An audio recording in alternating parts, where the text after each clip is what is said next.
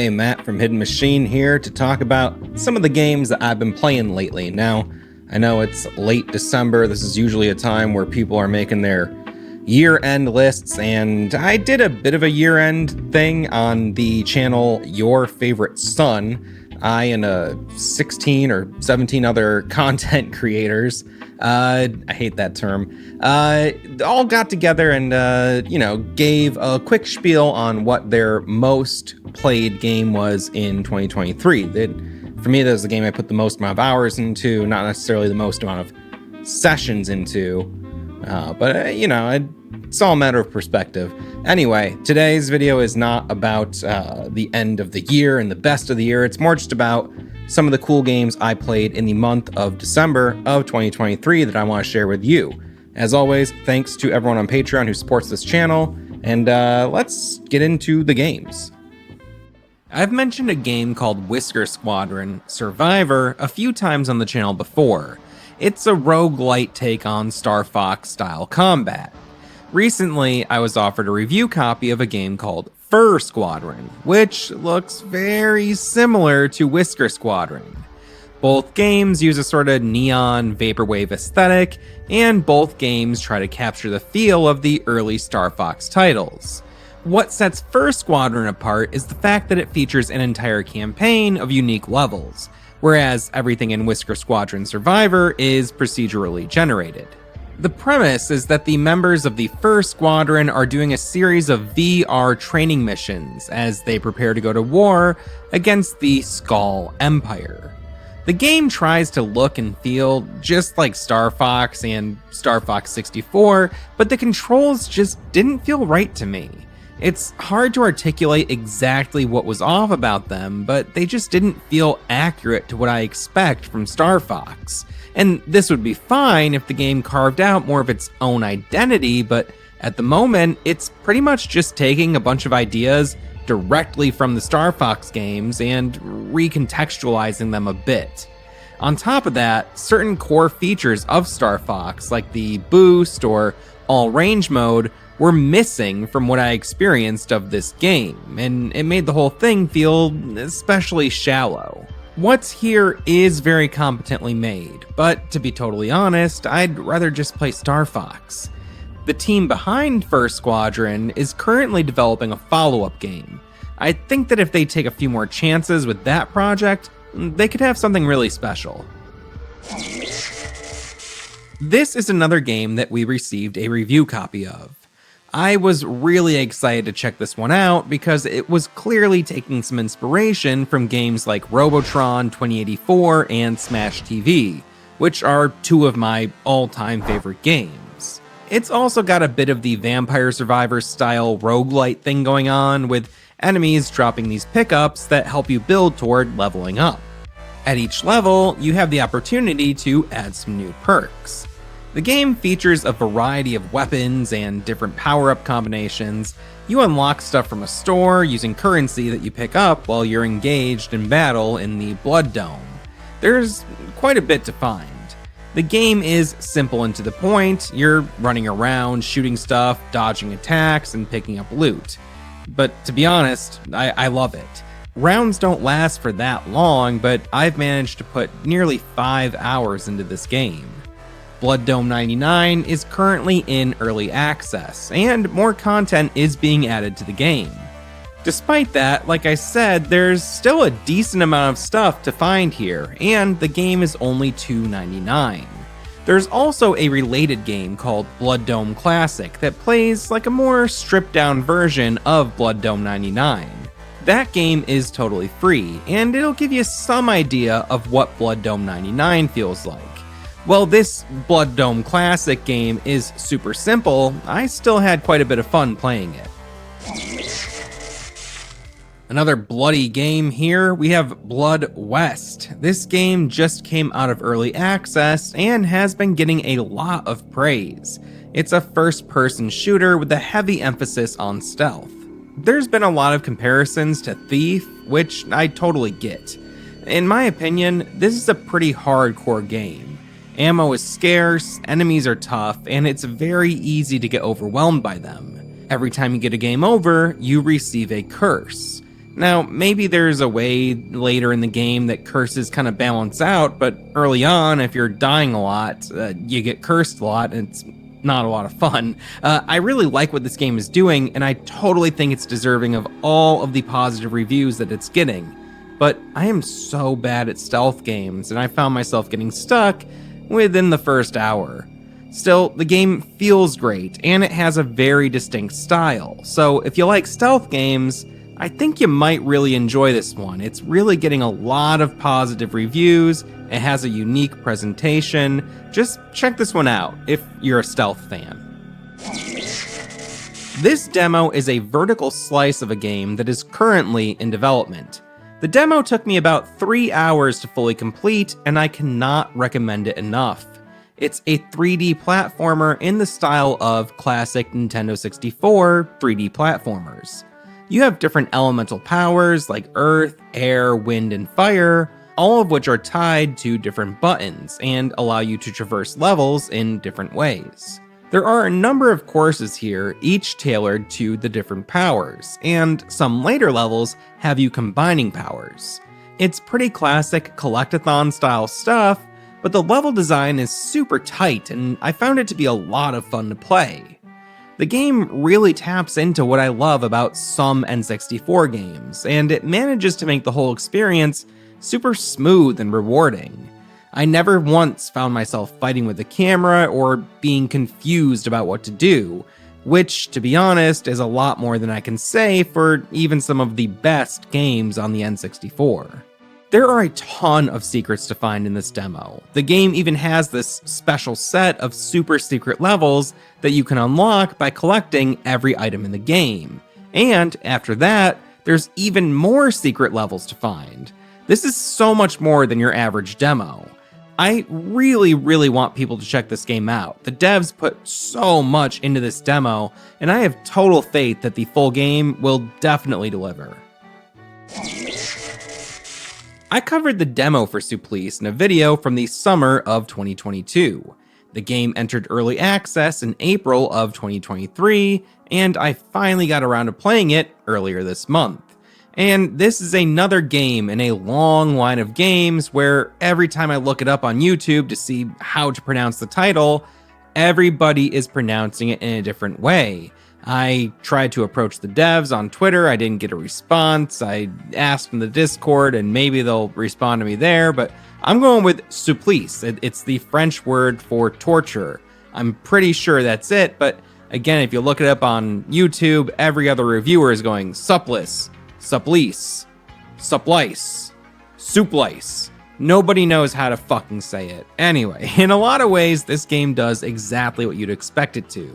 You're traversing large maps in search of keycards, opening doors, shooting at various types of enemies, dodging projectiles, and finding badass weapons.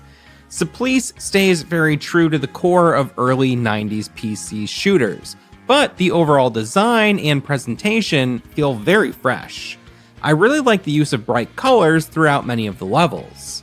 I also love the way the weapons feel, and there's a cool melee weapon here with this drill.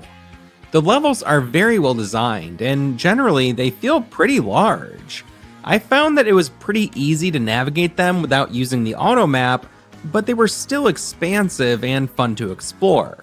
The soundtrack is also really good in my opinion. It's definitely a highlight of the game.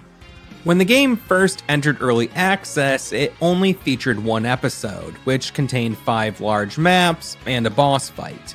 The plan is for the full game to include 6 episodes in total, and the second episode launched at the end of October of 2023. I was trying to find some more info on this game, and I came across a post from 2012 that announced the project. Back then, it was a Doom 2 megawad with a story set in the Doom universe. Even back then, the goal was 6 episodes, with each episode including 5 maps. Since that time, Supplice became a commercial game, being published by Hyperstrange. It's awesome to see a fan project like this grow into its own game. I'm really not too deep into the Doom modding scene, but I've seen it said several times over that the team of people working on this are 6 of the most talented people in that realm. While I can't really verify that claim because I just don't know anything about that scene, the game is really well made, and I can say with confidence that this is a very fun shooter, and I am really excited to see what the next few episodes bring. The Lacerator is a game that is currently in development by a solo developer. The same solo developer who brought us Death Elevator, which I covered in my last Roundup video. He's released 3 other games since 2020, and while I haven't played them all, they seem to be pretty well received. The Lacerator is about an adult film star named Max. He's Max, the man who loves sex. Max wakes up in a strange place and has to try to find his way out. He's been put there by the Lacerator. The game is classic 90s style survival horror, with a sort of quirky humor to it that I found to be reminiscent of Grasshopper and Suda51, which I think is fitting since the visuals in Death Elevator were clearly inspired by Killer 7. This is a pretty brief demo, but I really enjoyed it. If you're a survival horror fan, I think you should take 20 minutes and check this one out. I covered the demo for American Arcadia in a previous video, and since then, we received a review copy of the full game. This is a unique, puzzle-focused adventure game that mixes a sort of cinematic platformer with first-person segments. The story focuses on a protagonist named Trevor Hills, a citizen of a city called Arcadia. Arcadia is the setting of a reality show called American Arcadia, which is kind of like The Truman Show mixed with Westworld. People on the show are born in Arcadia and have their entire lives broadcast without their knowledge. They live in a climate-controlled dome and believe that it is the 1970s. Fans of the show can visit Arcadia, but only under very strict conditions, so as to not break the fourth wall and alert any citizens of Arcadia that the whole thing is fake. Viewers can tune into cameras that are fixed on any of the particular citizens of Arcadia. In a cost-cutting measure for the show's production, the least popular citizens are quietly removed from the show, never to be seen again. Trevor Hills is one such citizen who is up for removal, but a hacker and rebellious American Arcadia employee named Angela Solano is trying to help him escape. You'll go back and forth between playing as Trevor and Angela, and sometimes you'll be controlling both characters simultaneously. The story and world building here go pretty deep, and I'd love to cover it all more in detail in a future video. The game regularly combines different mechanics and presents a really engaging series of puzzles that all manage to feel distinct from one another. I found the presentation to be very solid, and the voice acting really did a lot to immerse me. The game is relatively short. It'll take around 4 hours to complete. I really appreciate that. I have a hard time finishing a lot of longer games because I'll often have long stretches of time where I just can't get around to gaming, and I wind up losing track of everything that's going on. Having well-crafted games like this that I can complete over the course of a weekend is always a really nice thing for me. High Stakes is a browser game that came out of a 2020 game jam where people created games based on fictional Famicom cartridge art from a project called My Famicast Exhibition. It's a fairly simple card game that feels a bit like Minesweeper to me. You need to flip over cards and try to find the vampire card. To succeed, you'll need to use your deduction skills, some of the various power-ups available, and a lot of luck. You'll regularly be in scenarios where you have a 50-50 chance of pulling the vampire card. That might sound frustrating, but it's a pretty fast-paced game that is very easy to get deep into. The plot has you playing against a group of vampires in Las Vegas who have stolen your blood. That blood is a sort of currency in the game that you gamble with, in hopes of eventually winning back all of your lost blood. Certain vampires have higher payouts, but they also have higher buy-in requirements. I haven't been able to beat this game yet, but I keep it bookmarked and I find myself playing rounds when I'm doing things like waiting for a video to render. The developer of High Stakes has a bunch of other interesting games over on his itch.io page, and he runs a cool YouTube channel with some really accessible game dev tutorials, and really great interviews with other indie devs.